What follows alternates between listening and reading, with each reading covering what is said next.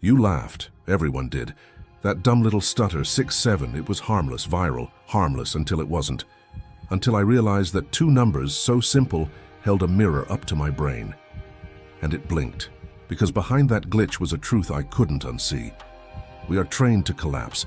Your focus isn't failing by accident. It's being dismantled, deliberately.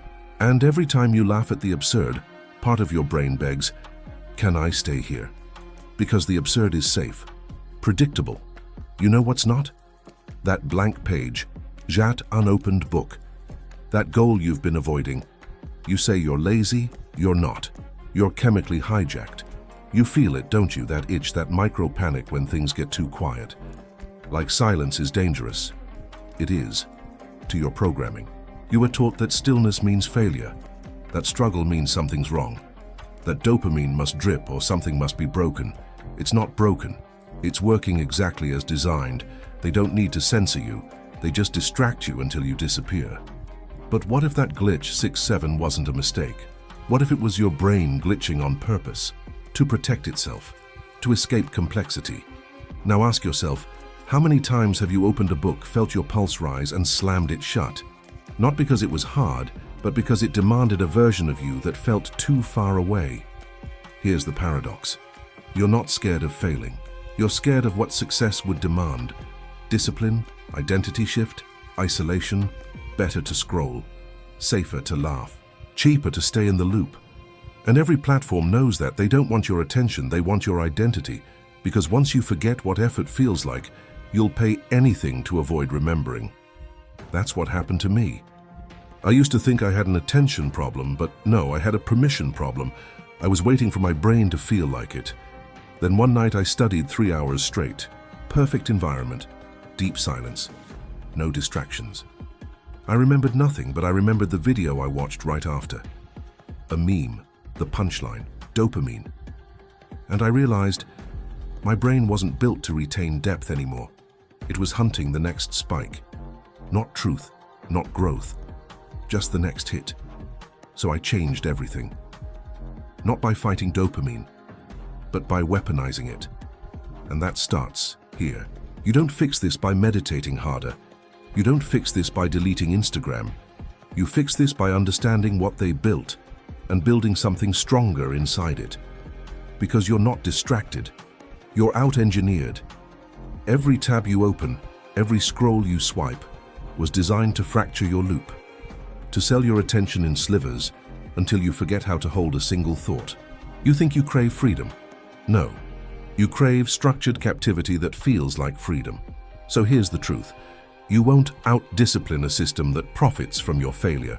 You need to design a system of your own, and it starts with ritual.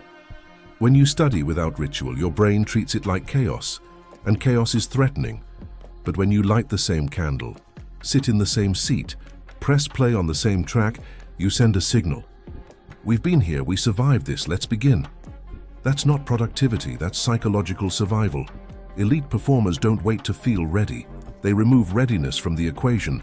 That's how I broke my loop. I set one rule: no study without signal, no candle, no session, no track, no effort, no ritual, no entry. It felt ridiculous at first, like I was pretending. But then, something shifted. The candle scent hit. The track dropped. And my pulse slowed. My spine straightened. I was present, not motivated, entrained, like a muscle finally remembering how to flex again, because you're not trying to build focus. You're trying to restore recognition. Your brain remembers. It remembers what stillness felt like before the feed. It remembers what effort felt like before it was monetized.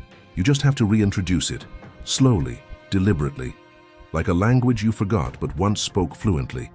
The timer is your teacher, not to count time, but to mark your return. 20 minutes, no more. That's where the loop begins. That's where resistance dies. Set it, begin. No music change, no tab open, no second device. Just you and the tremble of boredom.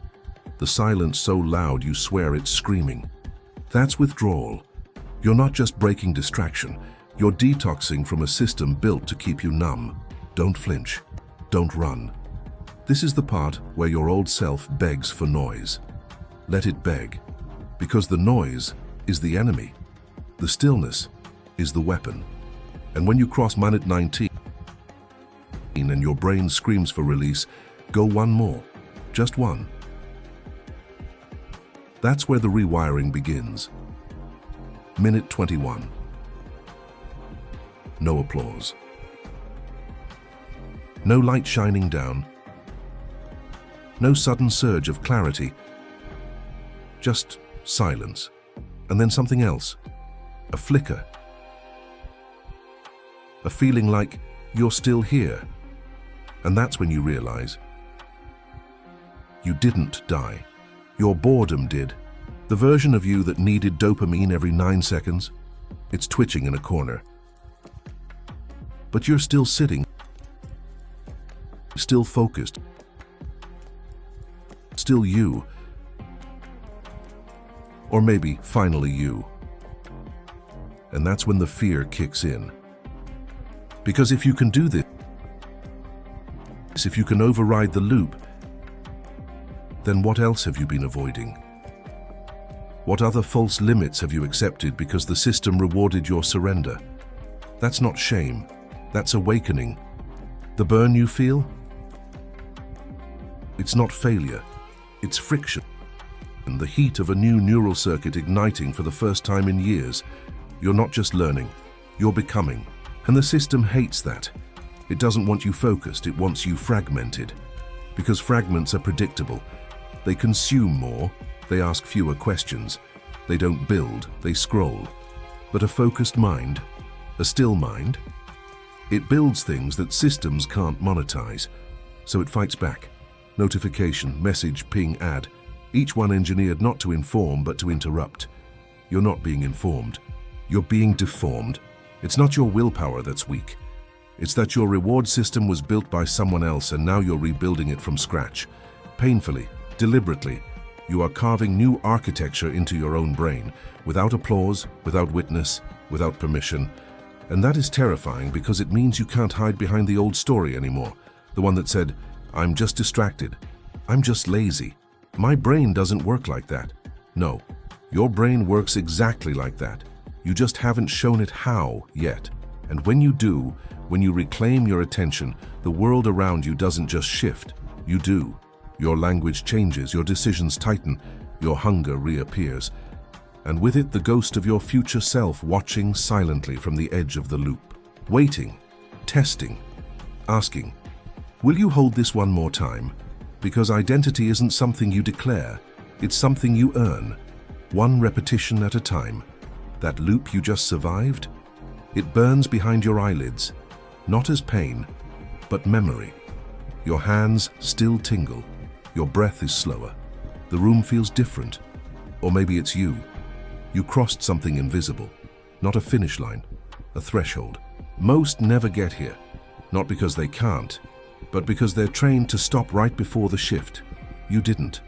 And now, you're not just someone who studies, you're someone who loops, not for grades, not for praise, but because inside the loop, you find yourself again.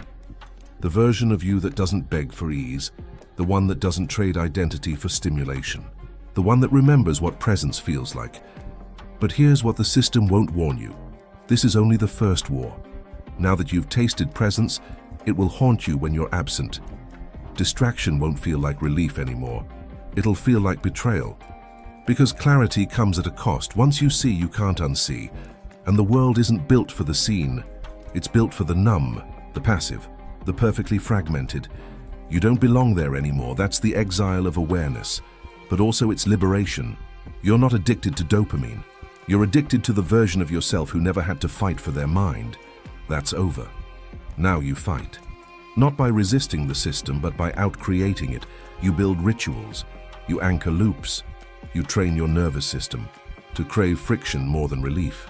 And you do it again and again, until the loop becomes you, not a trick, not a hack, a habit carved into the soul of your cognition. And when you falter, because you will, remember this. Repetition is forgiveness. Every time you loop, you reclaim something the world stole quietly. And if this hit you, if something in you cracked open during this, don't stop here. The next video will show you how your identity is being engineered through attention traps so subtle you think they're your thoughts. It's not motivation, it's manipulation. And I'll teach you how to sever it. That's next. And the books that rebuilt my system? They're in the description, not for hype, for war. Now exhale, loop again.